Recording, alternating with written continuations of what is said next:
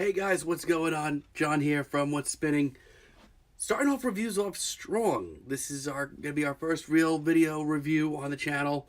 Very excited to talk about this one. This one kind of slipped into the end of 2018, so much so that we're counting it for 2019. It's the new C.I.A. album. C.I.A. or C.I.A, garage punk and garage rock legend. His wife Danae Segal, Emmett Kelly also on bass. Ty plays bass. It's a double bass kind of thing. And they brought in a drum machine for good measure. This is their first project under this title, apparently a couple of months ago. Some C.I.A. merchandise and tape started getting passed around at Thai shows, and here we are. This is their first full-length album. It's like 28 minutes. It's short, it's sweet, and it's grimy as hell. Okay, so this album starts off with Fear. Right off the bat, this is very different for Ty. This is a very minimal sound, and yeah, he's working with some new faces and everything like that, but this is very different for him. I mean, he's worked with some minimal sounds before in the past, but it's always come off like sort of beefy and sort of garagey. This just sounds like dark and twisted immediately right off the bat. But more than anything, Danae just comes off so captivating here, and it's really actually fascinating. Like, it's funny because the track that she did vocals on Freedom's album last year, that was one of my least favorite tracks on the whole album, least favorite single by far. I just felt like that was just a little too thrown together, but here, she comes off so captivating, so urgent, and so genuinely wild.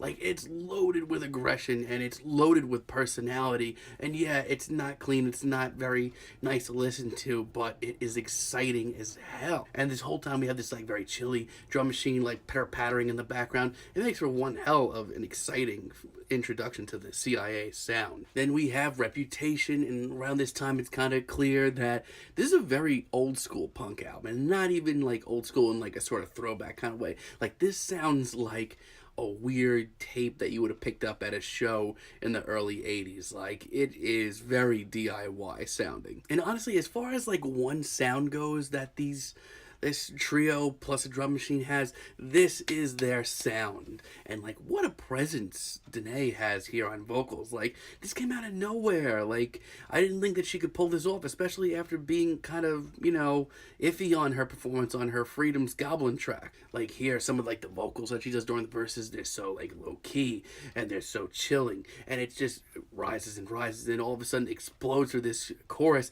It's absolutely chilling. Even the bass riffs on Emmett and Ty's parts, they're much more structured, but like, it makes for an even better song at the end of the day. Then we have Pleasure Seeker. This one is much more calculating and it's very slow paced. We get this hypnotic bass groove and like a very repetitive vocal performance from Danae. And between all that and these very meditative verses, this one actually really ends up sticking with you a lot. Now, personally, for my liking, I do sort of wish this one was a little bit more on the rails, maybe a little catchier, maybe a little bit more punchy, but still, like, I'm so impressed with their sound, and, like, so quickly, too. Now, for my money, like, I'm much more into the sounds of, like, Gutted here. This track is like the Thai curveball that I kind of expected and should have seen coming from a mile away. Like, here, the drum machine that they're using picks up a little into this sort of upbeat groove that gets wilder and wilder as the track goes on,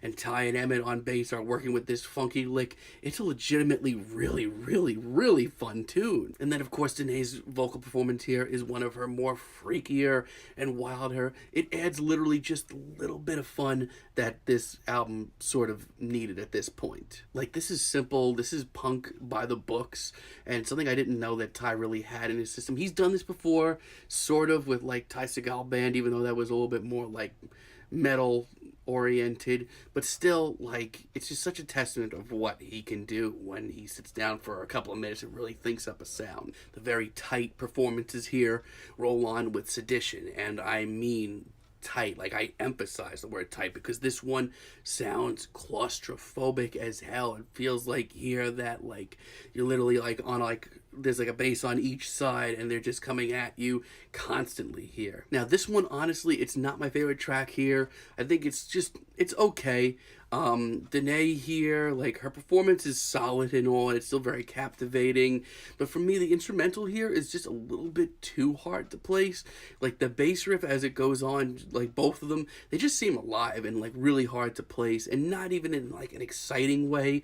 It's more of just a kind of sloppy way. Like, this is kind of what I didn't like about their collaboration on the Freedom's Goblin project. But on the other hand, oh, let me tell you, Power is easily one of my favorite tracks here. Like, this is different, but different in all the best ways. This one is slow. It is gruesome. It is sweaty. It is unbelievably captivating from the first riff. Not to mention, interestingly enough, it's still sort of a throwback because we get these very tense grooves and we get these nods to post-punk, the early days of post-punk and noise rock. But there's also a sort of a gothic rock kind of thing going on here. But more than any instrumental here, I think Danae really steals the show here. Like, she does not even sound like a front woman anymore. She comes off here like the ringleader of some legendary underground punk circus or something wild like that, and it's awesome. And on top of that, the bass is just so grimy and the drums are just so, oh, just give me more of this in the future, please. Like, if we get another C.I.A. project, I want to hear more of this slimy, disgusting sound. Now, I do have to point out, this is a very, very minimal album. If that's not something that you're into, this might not be the album for you. You might want to go with some of Ty's more flashier stuff, or just even other, you know, artists in this genre. And what ends up happening with tracks like Harmjoy is, you know, to be honest, a lot of the bass playing on both ends and, you know, the drumming, you know, they're very by the books. They're very straightforward. They're not flashy. They're very DIY sounding. But, you know, a lot of the times, it honestly really kind of makes you really pay attention to Danae more and makes some of her performances really pop at the end of the day.